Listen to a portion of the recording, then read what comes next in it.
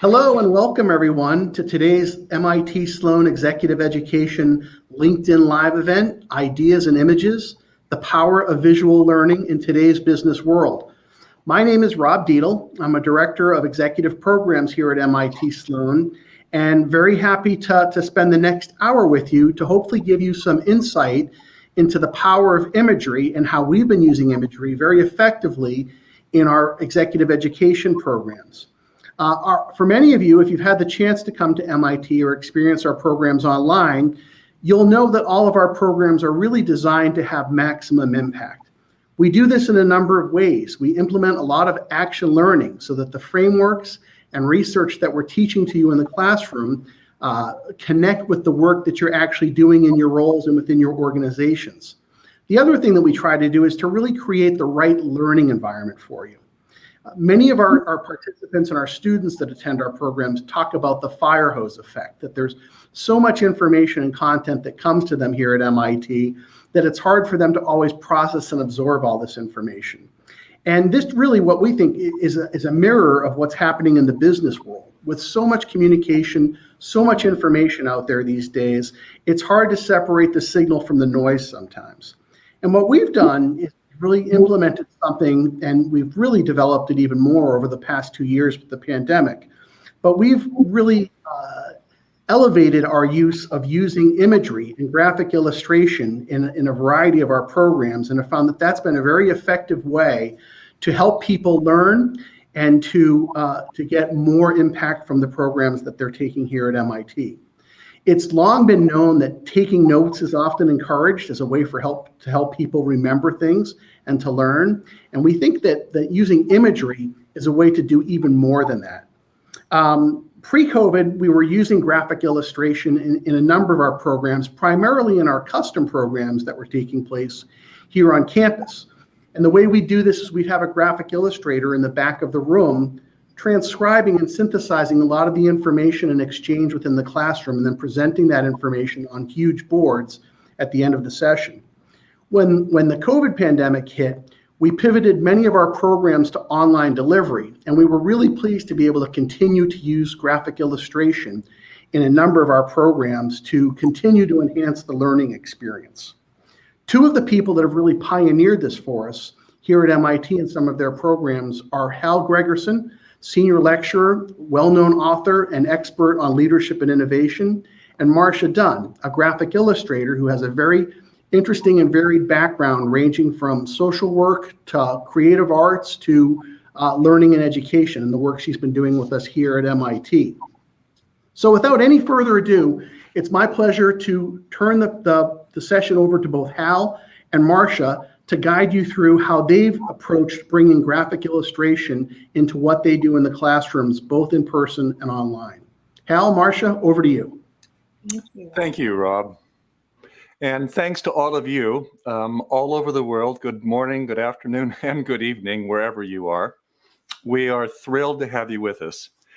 We really are living, as Rob mentioned, in an exponential age where things are changing radically fast. And when that happens, information is not just overload. Sometimes it's ambiguous, sometimes it's in conflict, and then we have more choices than we've ever had before to make sense of it. But we also know in the midst of that chaotic information space, we know that coming into our bodies sensorily, we get more visual information sensing coming in than we do auditory. And so in the spirit of that, we're trying to do a deep dive on how can we fully leverage the visual learning in our work in the executive education programs that we're doing. So here we go. Think of a time when visuals, some kind of visual, had a powerful effect on your learning or engagement in a situation. So try to get that in your mind's eye. And we'd love to see in the comments why that was so powerful for you. And so again, it's this notion of multisensory experience that we can recall is much deeper and richer and more compelling and more memorable. And so in the spirit of that, we'd love to just see a few thoughts about why visual images are so powerful in your learning or engagement.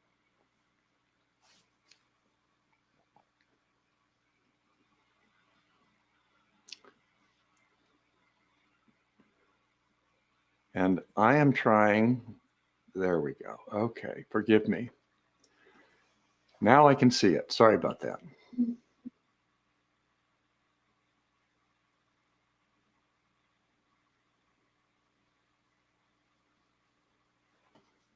We have some great comments coming in already. Any thoughts, Marcia? I'm just struck, someone just put, every time I try to explain a business process to a customer, they understand it better with a visual during the explanation. Mhm. So I think, I'm guessing that process is complex and has multiple pieces that are Mhm. working together. And so being Mhm. able to show those connections, I'm imagining is really valuable, which is one of the things we'll definitely be diving into. Absolutely.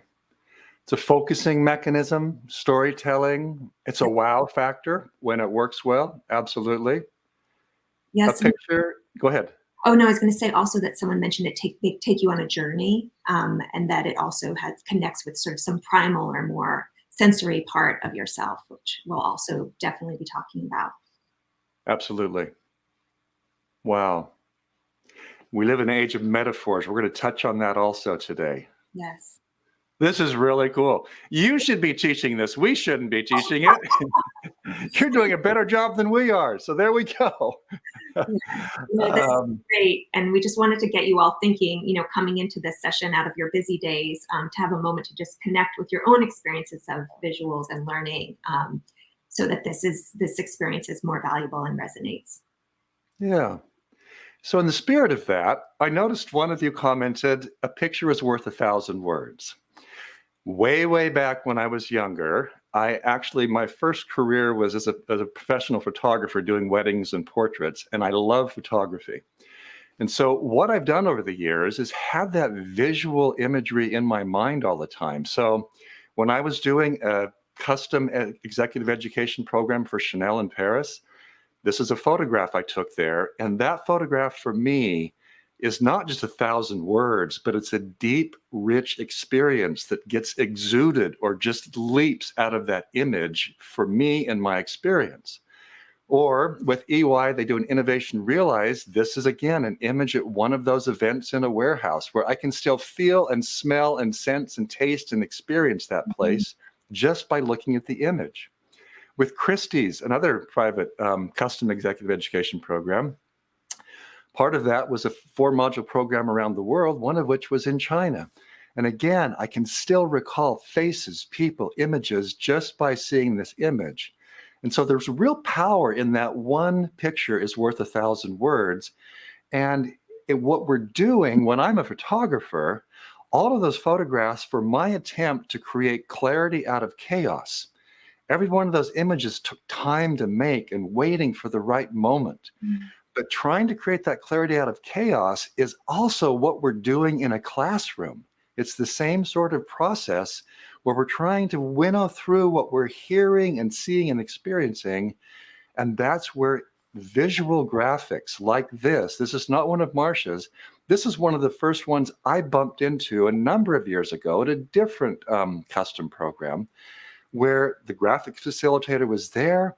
They were creating this image, and it was largely a giveaway at the end because that's how the program designers had built it in. That's very different from what we're going to talk about today, which is not just having the illustration there, but also integrating it into the learning experience. And so, as Rob mentioned, the courses that I teach at MIT, 2 of them around navigating transitions, it's a 2-day course. Leading successful transitions in a digitally driven world, it's a 5-day, 2-module course. Both of those are highly impactful about navigating this world of change that we're in the middle of. The innovator's DNA about innovation, and questions are the answer about questioning. All 4 of those courses, we always have Marcia involved, and that's the basis from which, over the past few years in this collaboration, we're going to share some of our key learnings. Thank you, Hal, for that context. And what I wanted to do was just for those of you that aren't familiar with graphic facilitation, we've referenced it a little bit. Rob gave some sense as well in the opening, but just wanted to bring it to life for you a little bit. So this is an image showing the in-person version of graphic facilitation. So what's happening is I would be listening to a presentation. listening to a discussion. It might be an open dialogue. It might be something more along the lines of strategic planning conversation, and using words and images in real time to capture that conversation, to highlight key themes, to show interconnections, and to really allow one to step back and see the big picture, which I know was something someone put in the chat. And one of the things that's really important to me is we're making clarity out of chaos, and we're also creating an ability to look at connections and interconnections. And that's something that you'll see us talk about a lot through the presentation, that's happening within a single frame and across time as we create multiple single frames capturing content. A couple of other things just to mention around the graphic facilitation and the use of visuals that I think is really important in framing things is that they really help with retention as well when you're thinking about learning. And there's everything from the theory of dual coding, which is about the way that using words and images in combination embeds things deeper in our memory, to more current research that looks at the way that we hold images in our memory. So there's lots of research on that. And the last thing to say too is that when you're working on these visuals, you're also creating a collective shared experience. And I think someone mentioned that in the chat as well. And so it's a shared record that everyone's looking at. And I think it really helps in fostering a sense of all going on a journey collectively. So this is in person, which is what we were doing pre-pandemic, with maybe occasionally something virtual. And then Hal, if you will advance to that next slide, we had to pivot, as all of you I'm sure did in your many fields, to think about how can this really exist within the virtual environment. And so just on a nuts and bolts level, what it means is that instead of me drawing large with a pen on paper, I'm working on my iPad, and you can see it shared on the screen. And if you go to the next slide, Hal, we can just play this briefly. This is just a sped up version of what you might be seeing if you were looking at my window during one of our sessions to see how I'm capturing the content. Again, this is sped up, so I'm not working this fast, but it just gives you a sense of what this might look like if you've never experienced it before. So one of the things you're seeing in what Marcia's creating there is a deep integration of content knowledge by faculty with the experience of the participants in the graphic illustration. And so let's take a couple of programs that Marcia and I worked together on. On the left side there is a program around questioning and becoming an inquiry-driven leader. It's built around research over the years that comes out in a book on questions or the answer and articles and so on. On the right, you've got articles around navigating change and adjusting roles and shifting capabilities and managing the emotions as we move through change and transitions.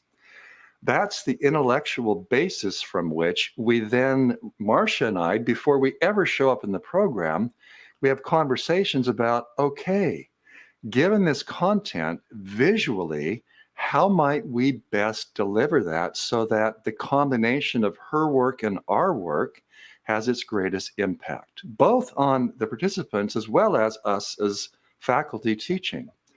And so, for example, with this question burst process that we'll do a little bit later today, it's creating and thinking about what is the visual image of that process and the transition curve. What might that look like? And so you can see here, these are some of the slide images from what I use when I'm presenting. But then Marcia is translating that experience on the left with this powerful image around how do you actually use this question birth methodology? And there's the process by which it happens. Or on the right, how do you acquire new capabilities in the middle of a transition, capturing, again, both the theory and the framework combined with the participant inputs? And part of what that's doing, as you can see there in the title, it's helping us not only have a mental vocabulary, because we have both this visual and mental memory, mental map memory going on. We're trying to build the visual memory by building this visual vocabulary simultaneously as we present the content.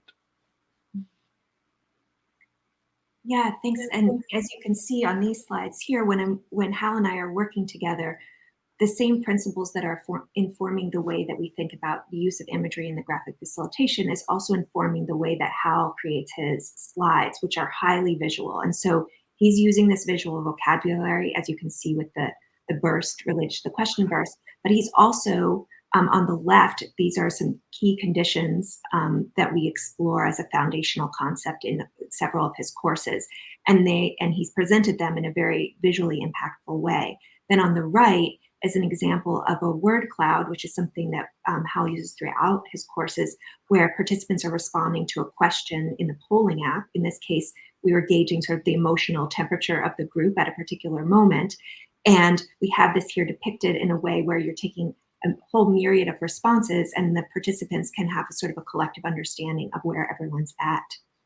And then on the next slide, here is just again another example of how he was walking through this concept of this transition curve framework and highlighting emotions and using a case study around Nikki Sparshot, who's the CEO of Unilever, and overlaying the transition curve framework on her photo. So again, taking something that could just feel like a framework separate from a human experience and merging the two. And also, I think, creating a more memorable and impactful experience. So we're going to be deep diving into the graphic facilitation, but wanted to have that context that Hal's slides as well are really working with the visual components, and that stylistically, we're working in tandem to create a unified experience.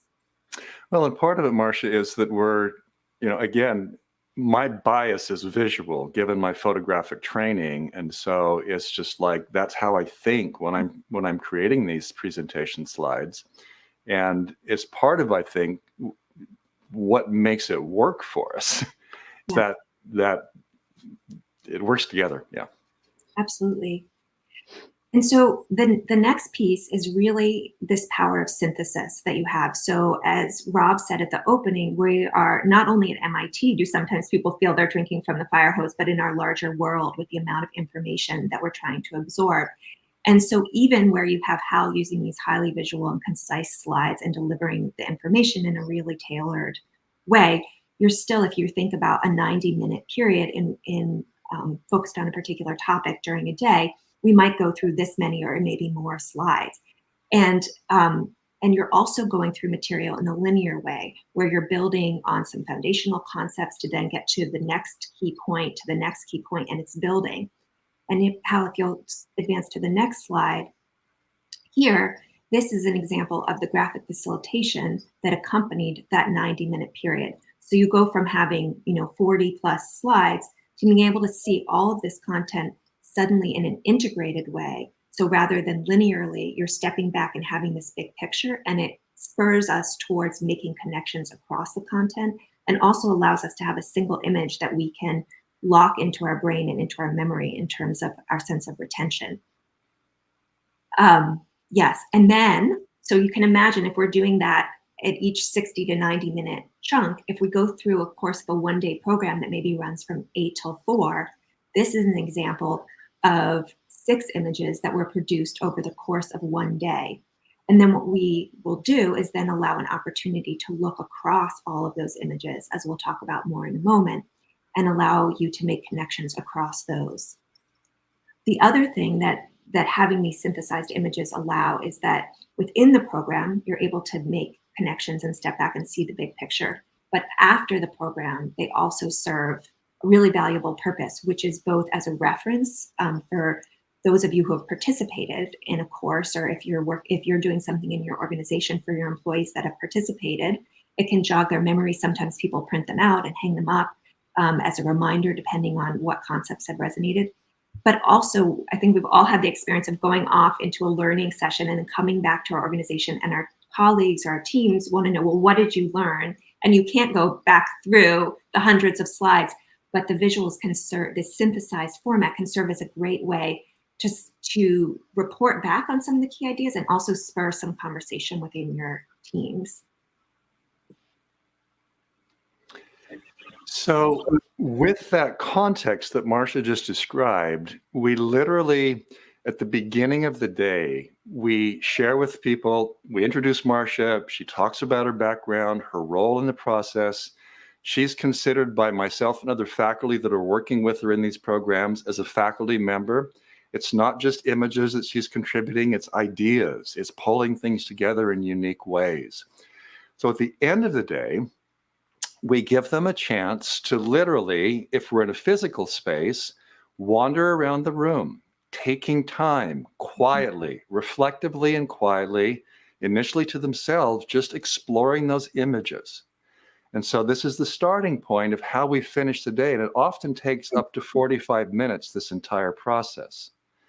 Now, for example, we often have them when they're going around consider questions like these. What themes resonated? What new insights are you making? What new questions are surfacing as you look at the images? And so it's very powerful in that in-person setting when they're doing that. But as Marcia said, we also invite them, I print them out sometimes small half page, or I have cardstock and I print them out full page, sometimes in half page. But it's a powerful learning experience to just get those things physically in front of you. Take a moment, step back, look at connections. And so before we send them off to do that, we literally have Marcia take a moment and go through that whole set of slides for the day. Takes about 5 minutes. Then at the end of that, that's when we introduce the questions to consider, and then off they go for reflection. And then once we're through with that process of their reflecting and capturing insights and new questions and calls to action, we generally then, as you can, we'll share with you in a moment what we actually do in that later process. Great. But maybe I'll share that piece now, Marcia, because I think it's relevant. So basically, just this is the process. Imagine reviewing all of those images, getting new insights. Then we generally put people into smaller breakouts, either virtual or live, sharing and sparking additional insights from what they've just seen in these illustrations. Mm-hmm. Then we come back and have that conversation together about, okay, what's really important from today? And it always is not just an intellectual sense of engagement with the material, but it's an emotional sense of connection with not just the ideas, but with the people in the room. And that's one of the powerful mechanisms of not just giving these illustrations away as something to look at, but when we integrate it into that learning experience, it actually, our observation is it causes the individuals to be connected more tightly. Yeah, and then building on that, Hal's described what happens at the end of the day. And then one of the things that we've observed, and I'm sure many of you have as well, when you've gone to a multi-day program or conference, and just in your life in general, that there is this unconscious processing and work that often happens overnight. And so having a moment to then reground ourselves in the material in the morning and also see if there are new insights or connections that have surfaced is another way in which we utilize the visuals. And so this is an example here. So one of the things that Hal and I do is that we want to sort of model that process for the participants as well as enjoying engaging in it ourselves. And so on the left, you'll see this weaving together of strands. And what we were doing was Hal was talking through this, the transition curve that one goes through in adjusting to a new role. And as he and our colleague Roger spoke about this, they talked about multiple dimensions of adjusting to a role, the work role, the social portion, the non-work. And it became clear that we're always navigating, even as we navigate a role adjustment, we're navigating multiple roles simultaneously. And so visually, this notion of weaving came together for me, which then prompted us as a faculty team to have some really exciting conversation overnight.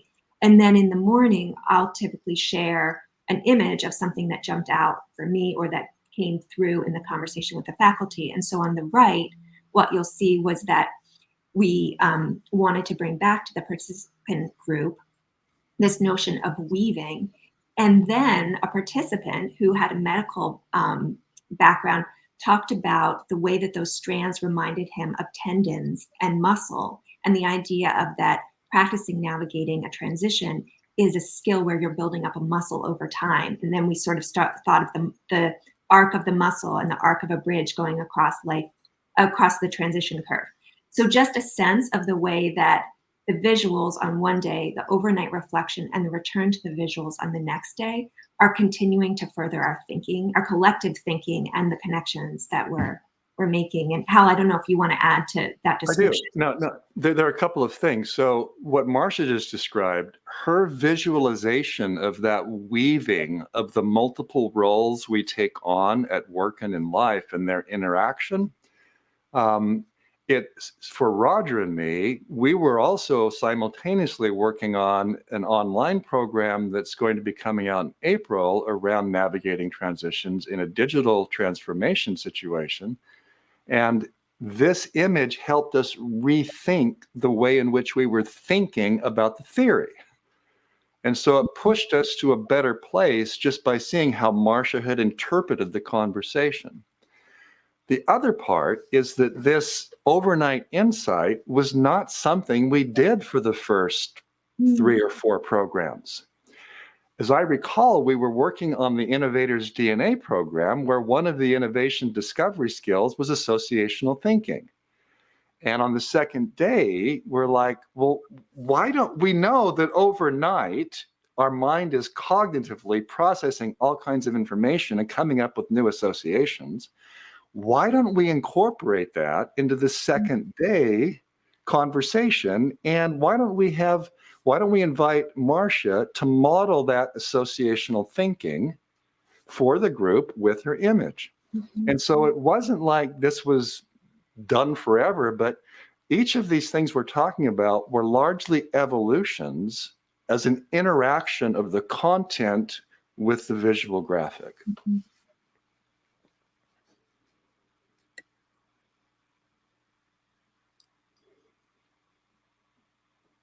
So Go ahead. Yeah, I was going to say, Hal, do you want to talk about, so we've talked about kind of at the end of the day and in the morning of, but also at the end of a module as well. And this is a particular program where we engage in that. Exactly.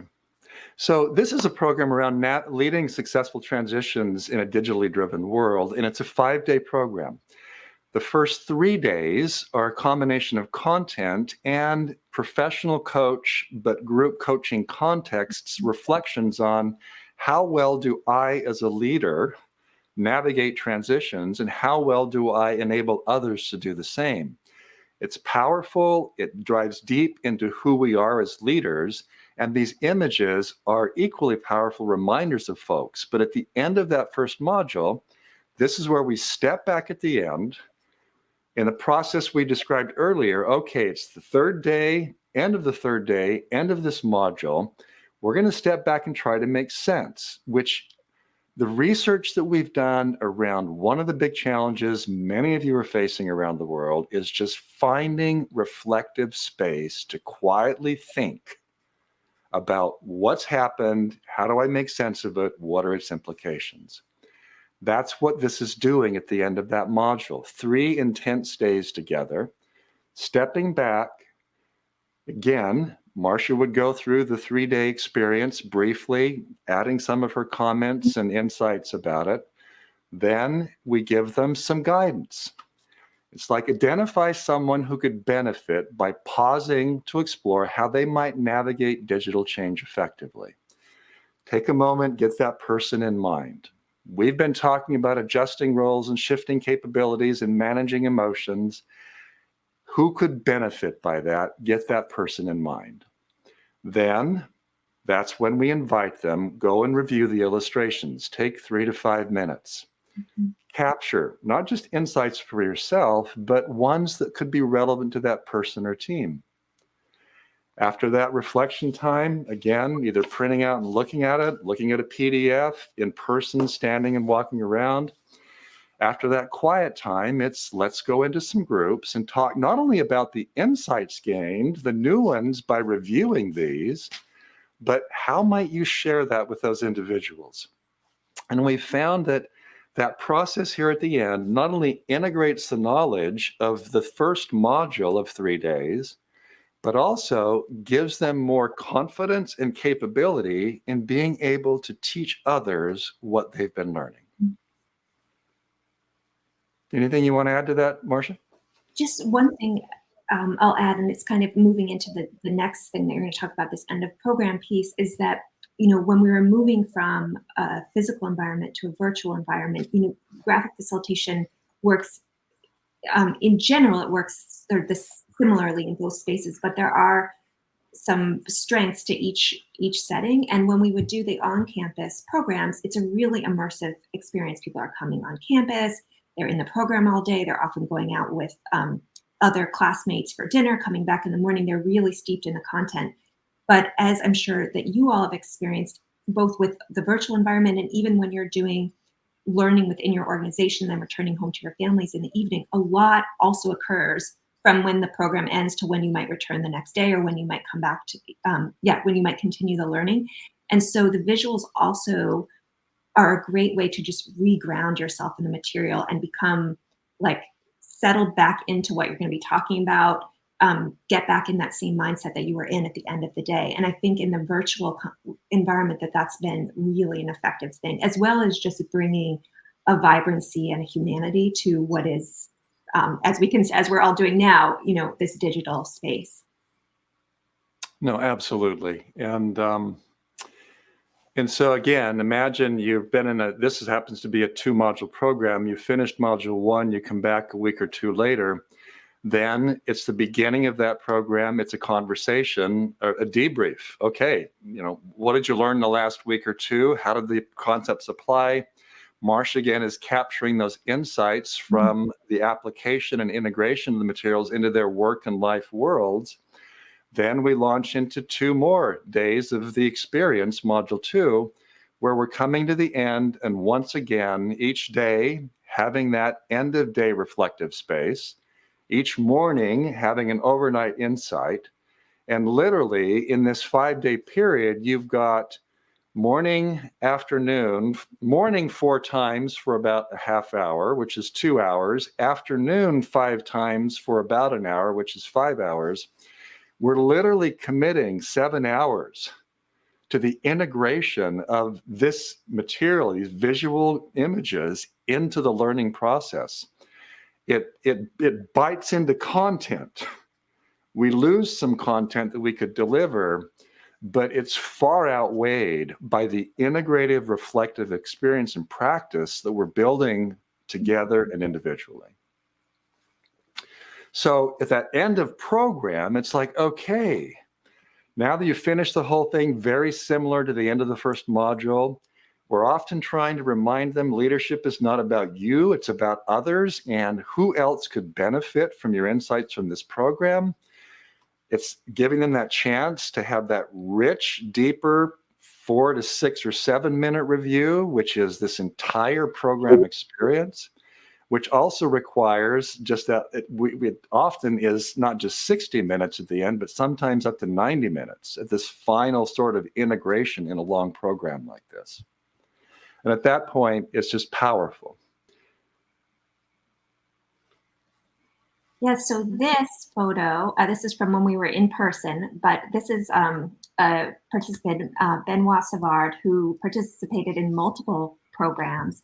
And this moment really stands out for me because as we've been talking about all of these different things that we do with the visuals and their potential we see for the participants, I went over to greet Benoit and saw that he had printed out all of the images from the prior programs that he had taken, and then next to each image, and he printed them out large. And Rob's got an example he's going to hold up here, and he had printed them out large and then made a spot to take notes over on the side, so that he was making connections not just across the one program, but across the ideas from multiple programs, which was just really exciting because, as Hal has conceived of these programs, there's so many interconnected ideas from questions of the answer, innovators DNA, leadership in the lens, and also navigating transition.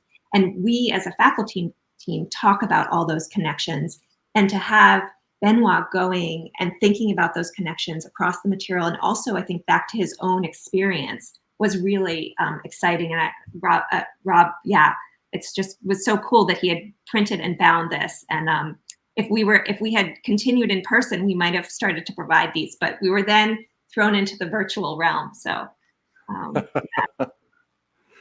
No, thank you, Rob. And, Benoit was going to actually be with us today, and but he had something come up at the last minute. He just emailed us actually before we started. But I'd like to call out the impact Benoit had on every one of these programs.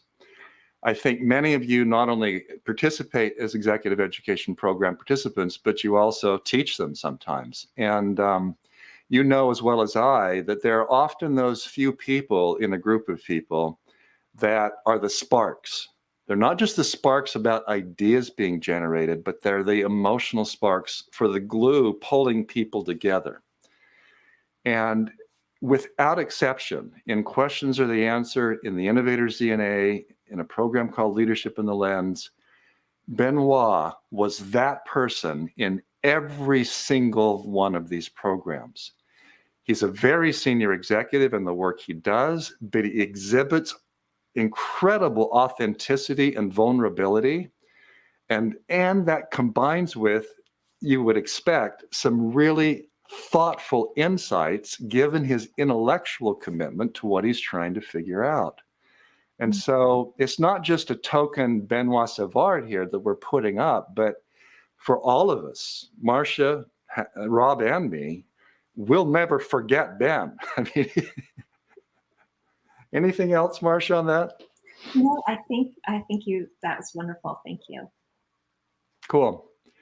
So the other part is that we have often experiences where I love the book by Lakoff and Johnson, Metaphors We Live By.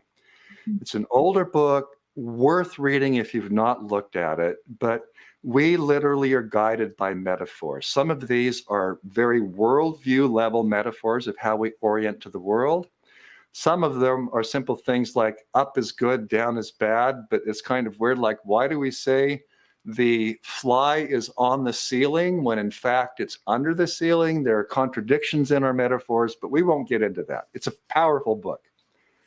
Change at the very fundamental level is metaphorically driven, and concepts take on that same quality and character. So in this example, we were talking about how do you let go of some skill or capability that you're really good at and jump off that cliff of competence into this valley of incompetence where you're going to learn something new.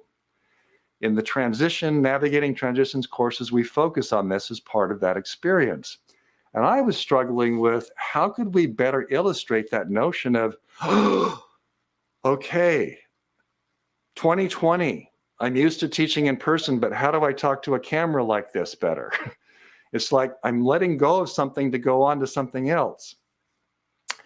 What I have put outside of my door here, coming into my room, is a triple diamond sign from a ski run. I'm not an expert skier. I'm at best intermediate on downhill skiing. And what I found was when I go on extremely difficult, they call them triple diamond runs, I was falling down all the time. And at one point, a good high school friend of mine, Greg Hill, went skiing with me, and he watched me going down the hill, and he said, Hal, here's your issue. When you're going into that steep hill, let's see here. There we go.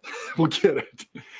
Let's pretend this is me standing up and that's the hill. He said, whatever the level of the terrain is, you've got to be perpendicular to it. So the steeper the hill becomes, the more you lean in. And if you lay back fearing the steepness of the hill, you will fall down. And what I did, I tried it. It scared me to death because I felt like I was falling off of a building. But that experience for me was a powerful metaphor of, oh, that's what not only I'm experiencing, but other people experience when their change happens. They've got to make a transition from here to there, from what they know well to what they don't know well. That's what it feels like. Yeah, and so Hal was, sharing this story, and I captured it visually. So we had Hal presenting this metaphor and then me visualizing it. And it became something that really resonated with the participant group. And when we had our end of day discussion, and I think also in subsequent discussions like the next day, this reference back to the skier and the notion of leaning forward into the transition curve came up again and again. And it was built upon, and someone made a comment, we want to think about this cliff and leaning into incompetence, and we also want to think about the state of mind of the skier. And then that sparked another conversation. And so we wanted to share this as an example of the way in which, we've built a common visual vocabulary in the beginning with some of our models, with certain frameworks, and with the way we're using visuals, and then introducing visual metaphor becomes this really powerful shared language, shared experience, and really helps in facilitating the change process. And another quick example on this, in the Navigating Transitions, the 2 courses that we run, the 2 and 5-day one, we often start out with this notion, like we did today, the world is full of exponential change, which by definition is unpredictable. And it reminded me of an experience having the chance to interview Jordy Neves, who for a number of years was responsible for communications and social media for the Ocean Race, which was initially the Volvo Ocean Race, but it's literally teams of 6 to 10 people on boats that are traveling around the world as fast as they can for 3 straight months. It's an around the world trip. They are sometimes encountering waves that are 50 meters high and wind that's close to 100 kilometers an hour. Sometimes it's tragic. These are dangerous things. But in that kind of setting, Jordy, when the race starts with his team, he has a team member on every boat. At that point, everything, this was pre-pandemic, everything was through FaceTime or a way of connecting with people. He'd be figuring out, how are you doing? How are you feeling today? How's your family?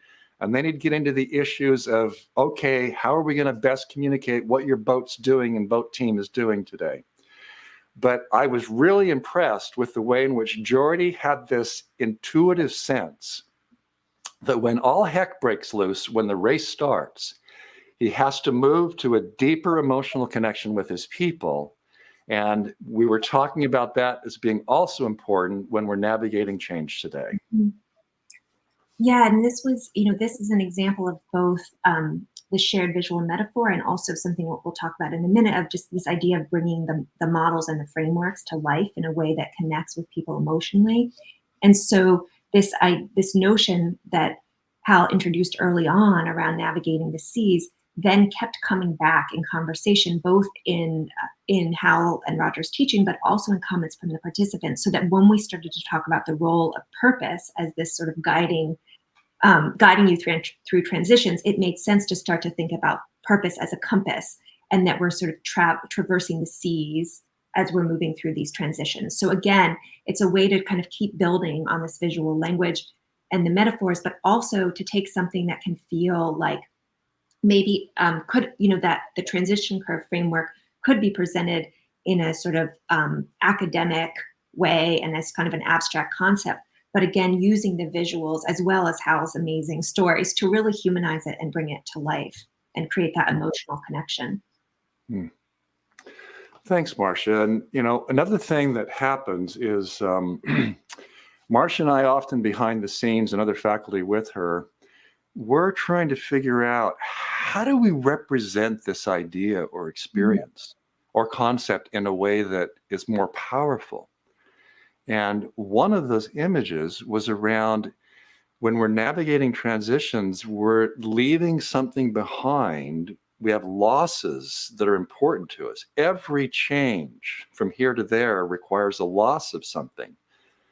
And in order to, when we have losses, it's also opportunities for something else to grow, a new opportunity to emerge. And that's where Marcia had this marvelous metaphor of the tree losing leaves and gaining leaves. And in the context of this, we were looking very carefully at, how do you manage the emotional terrain of a transition? Where are you? Are you fully present? How are you feeling? Do you want to talk about it? Can we talk about it? And in the course, when we're running this, we often ask participants a very profound question, which is, what are some of the losses that you've experienced in the last couple of years?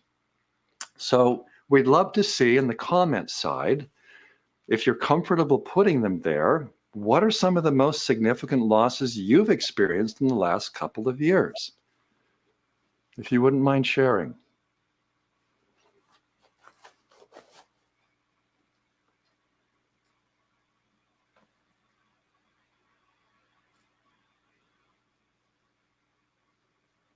We know there's a bit of a lag, so it takes a moment for them to come in.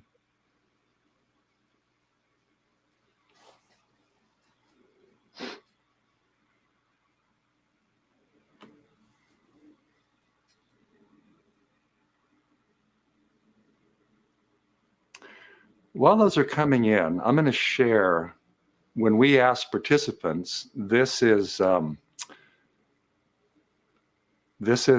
their response. And we've been in an unusual 2 years. And for many people, it was loss of family members, loss of jobs, loss of my health, loss of fitness, a very long list, to loss of friends, loss of the opportunity to be with people, to go to restaurants, to do things, and loss of freedom. It was just a very complex set of losses that were significant to these people. And one of the benefits we have within the program, Hal, is obviously the polling app that we use that we can create the word cloud from, is also allows people to be anonymous. So, I recognize too that there's some vulnerability in sharing this, and we don't have the anonymity in this setup. Totally. Yep. Well, let's go. Yeah. Go ahead. Start off. Pardon?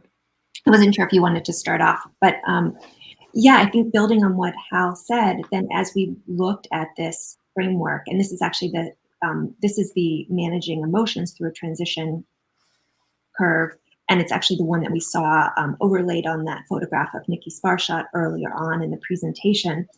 But we were then able to overlay that on top of the tree and on top of this image of organic and seasonal change, and this idea of moving from some form of loss, which hopefully in many transitions isn't to the degree that many of us experienced in COVID. It might be a smaller loss of familiarity with your past job, colleagues that you used to work with as you move into a new role. That might be the emotions that you're managing. But we were able to then think about and connect to this framework in a much more human and emotional way. And, this is just so real. We know that. And I know that, like Marcia said, it's not anonymous in terms of losses, but we've been through a lot. We all have these last few years. And I know for me, it's been 2020 was a year of depression, 21 a year of languishing in Adam Grant's language. We not only lost we lost a grandson who was born and passed away during the midst of all of this. It's just been long and hard. And so what I've found is that actually talking with people about it as we're teaching, and having Marcia capture elements of not my specific experience, which she would never do. That would be intrusive and inappropriate. But capturing the broader what's going on in our lives, it's just a powerful way to reground and pull us back in a productive way. And so across all of the programs that I'm involved with, again, Questions Are the Answer, Innovators DNA, Leading Successful Transitions, Navigating Transitions, psychological safety plays a key role. We can't innovate. We can't ask fearless questions. We can't move from here to there in a transition in an unsafe space. We have to be able to feel wrong and uncomfortable and reflectively quiet. We have to be willing and comfortable to say things that are really on our mind and ask tough, challenging questions, for example. And so we know that psychological safety is important.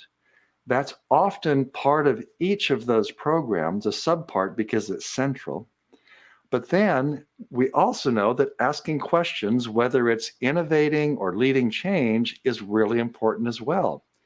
And what we've learned over time in this very dynamic conversation and literally working with Marcia over the last few years is, boom, there's this deep integration between Amy Edmondson's powerful work for years around psychological safety and the work I've been doing on questioning and how do we ask the right questions. And in fact, Amy and I are in the midst of writing a blog article about this dynamic interaction. But that connection happened because of Marcia's portrayal of the connection. She saw that and started putting it together in the graphic illustration. And as a result, I started thinking about what is that connection? How does a question person, you may not have done it before, but here's what it is basically. It's I, myself with other people, I ask nothing but questions about a challenge. And in fact, here's the process. It's very simple, straightforward. It's like, okay, on the setup, I identify a challenge. And you might want to consider it right now. Maybe it's a challenge around integrating illustrations more deeply and visual learning more deeply into the learning experience. Maybe it's related to that. But if not, take any challenge that matters to you. Take a moment to just check your emotional temperature. How do you feel about that challenge? You might even want to have a pen and pencil or on your computer, write it down. Like, here's my challenge. Here's how I feel about it. Then what we do in that question burst process is literally in a group, we might, the three of us, be generating all the questions we can about the challenge. We don't answer them. We don't explain in our heads why we're asking them. We're going to literally give you 60 seconds right now to write down as many questions as you can about a challenge you are stuck on but want to make progress on. Don't answer them. Be disciplined. Don't explain in your head why you're asking them. Try to get at least 5 questions in the next 60 seconds. Just write them down as fast as you can. And we'll be quiet for 60 seconds. And maybe we leave an extra moment or two for anyone that needed to grab a pen and paper or anything like that. Okay.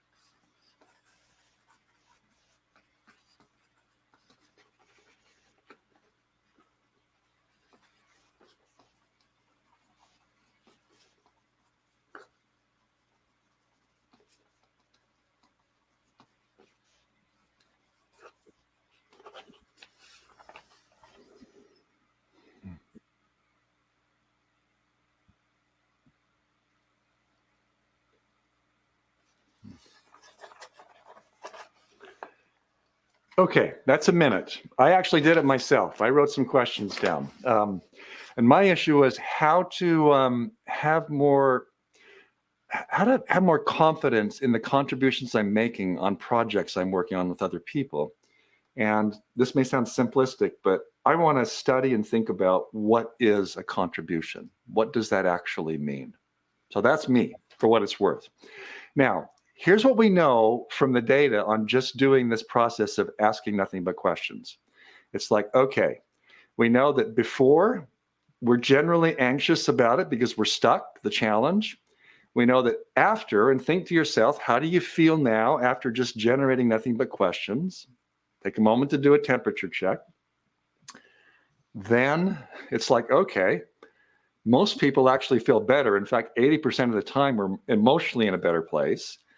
We also reframe the challenge 80 to 85% of the time, and we have ideas that could move it forward and make progress. Now, we know that that simple process that you did very briefly alone is even more powerful with other people. What we found is that when we use this kind of visual imagery, it helps reinforce how that process works, and more importantly, why it can make an impact. We'll share also a link to an English and Spanish-based video we've made that literally uses graphic illustration to explain the whole process. But the point here is the following, and this is why we're sharing this and trying it, is that we have an idea, how could we ask better questions? We're trying to get that. We have a process, a question burst that could help us do that. We actually do it in a program like you just did. Marcia captures that. We not only build a richer vocabulary, but we reinforce it as people leave the program experience by sharing some of these resources, like the videos that we've created with graphic illustrations. And now I'm going to come back to this process of connecting the dots between ideas, which was, I had been thinking in one silo of this question burst process, and a separate silo of the power of psychological safety in teams and organizations. And Marcia's weaving beautifully of this integration caused me to rethink and realize that actually doing one reinforces the other. Having strong psychological safety enables me to be comfortable sharing my challenge with somebody else and generating nothing but questions about it. Doing that question burst process actually builds more psychological safety, and we've collected some data on that. And so what happened was the graphic illustration not only enhanced the participant experience, but it changed the way in which we thought about the framework and concepts. Yeah, and just to echo what you said, Hal, that link that was dropped in, it's a time-lapse recording of it's an animation based on time-lapse drawing of graphic facilitation to explain the process. And I think both for those of you that want to continue to use the question burst process, and also if you're interested in seeing the use of visuals in explaining a concept, that it's a great thing to reference after the session. And Rob, I see you're here too to move us towards some question and answer at the end. I am, Marcia. Hal, you look like you have something you want to jump in with? One thing really fast. Hans Christian Andersen used illustrators decades ago doing his books. And I love this quote that he said, "My life will be the best illustration of all my work." And at the end of the day, this is what we're trying to do, is illustrate not just ideas, but our lives in more productive ways. Rob, take it away. Hal and Marcia, thank you both for leading us through the work that you do, the way you bring it to life in the classroom, the impact that it has, not only while participants are with you in the classroom, whether it's in person or live online, but also how people benefit from your work as they take this back and reflect on it. A few things, never cease to amaze me when I'm with you on these programs is that it's a process of continual discovery. And while the concepts that we're teaching remain the same very much from program to program, the insights that we gain through this work and this process continue to evolve. And it's just such a wonderful discovery tool for everyone in the classroom, for the faculty, for the participants, for the directors. As we approach the top of the hour, what specific advice do you have for business leaders, how they can take this back to their work? I think the most common stumbling block or hurdle that we encounter is, I'm not artistically talented, I can't do this, or I don't have the graphics. But is there a way for them to bring this back into their work and benefit from it the same way that we do here at MIT? Marcia? Yeah, so I know it's a great question. And I think that, some of it, obviously there's situations where maybe you're hosting a large scale program and it makes sense to bring in a professional graphic facilitator, but there's so many of the smaller meetings and times where people are working together collaboratively or trying to learn about something where you want to be able to just use visuals at the ready. And I think, some of those just core things of, if you're in a meeting and people are talking about a concept, even brainstorming ideas, if you put those up on a board where everyone can see them, you've already created like a collaborative experience where people can share concepts and ideas and reference and point to and build on other ideas. I think also just thinking about the principles of trying to help find, clarity within chaos and reduce the complexity. So thinking about just the materials that people present and how much information is on an image, how much could you speak to versus put on an image? I think that's a really important thing. And the other thing I would say is just that even if someone can't draw well, I mean, using simple shapes and lines can show lots of connections. And also, as soon as you introduce any kind of hand-drawn element into something, it also sends this very strong signal that things are still in process, that we want to keep evolving and some of the new discovery you talked about, Rob. Whereas sometimes when people see a very polished presentation, we might be really excited to present that, but it doesn't always make people feel there's space to keep working on the ideas. So those are a couple of thoughts. Great, thank you. I'd encourage anybody in the audience as well, if you do have questions, please feel free to submit them through the comments function. We'd be happy to take your questions as well. Hal, you looked like you had something to elaborate on. No, so I've done a lot of work with Intuit, and they're incredibly innovative. And they discovered in their small teams, like Marcia was describing, that the individual who grabbed the pen and went to the whiteboard and drew better than somebody else actually had more influence over the course of the conversation. So in order to democratize the power of the pen, they actually offered basic stick figure drawing lessons to everybody so that it can more equalize the ground of being able to contribute. And so we just need to be aware that there's just this extreme power in that visual imagery. And there may be a question or two, and I'm not leaving, Rob. I'm going to go grab something that I think might be relevant. I'll be right back, but go ahead and ask a question. Right. Marcia, for you, I think one of the things I'd like to know is more about the debriefing process. It seems to me, having been through this process with you in different settings, in different classrooms, it's a very powerful tool to sometimes bring out the quieter voices, which I think is so important for leaders and executives to do. It seems to be a very, as Hal had mentioned, a psychologically safe space to create that environment. But does the power of imagery kind of have a natural tendency to draw out those voices that may be a little bit more quiet or reserved? That's a great question, Rob. I mean, I think one of the things that helps draw out a couple of things. I think the fact that we provide the visuals and then we provide time and space to reflect on them and then have a conversation. And often we even have like a small group conversation in between. I think that sort of creating that multi-step process allows people who might want who are more introspective, maybe more introverted or quiet, to have a moment to really formulate those ideas. I also think this doesn't get to the quieter voices side, but to the different types of learning. How often we'll get comments, and I'm sure you can speak to them more than I can, Rob, but the number of participants that will comment in the chat during sessions about how they're visual learners and being able to see the material visually in a synthesized format really helps them solidify what they've learned. Absolutely. And what I'd just like to add to that is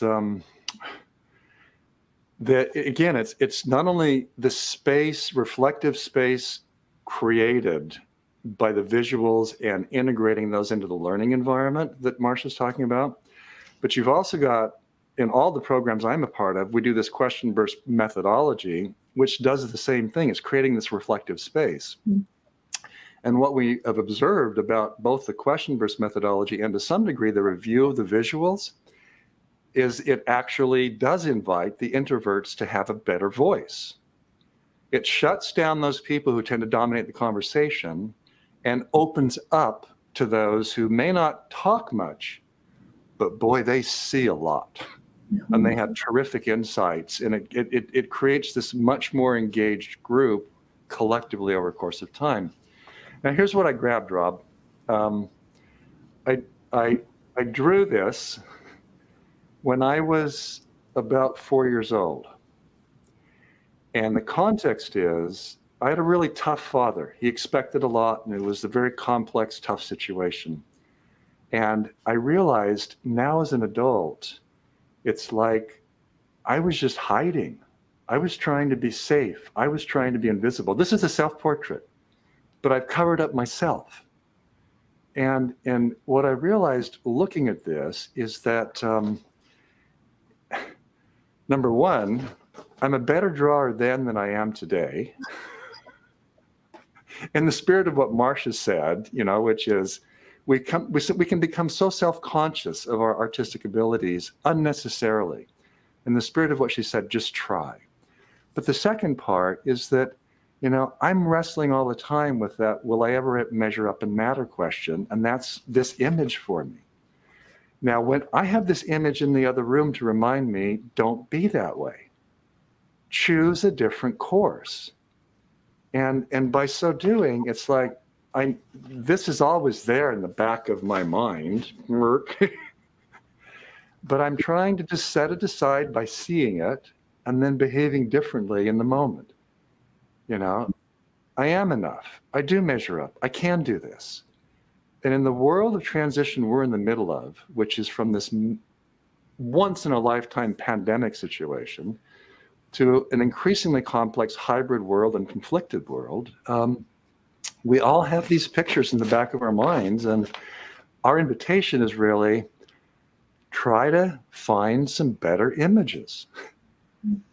Try to create those collectively, even if we don't have a graphic illustrator.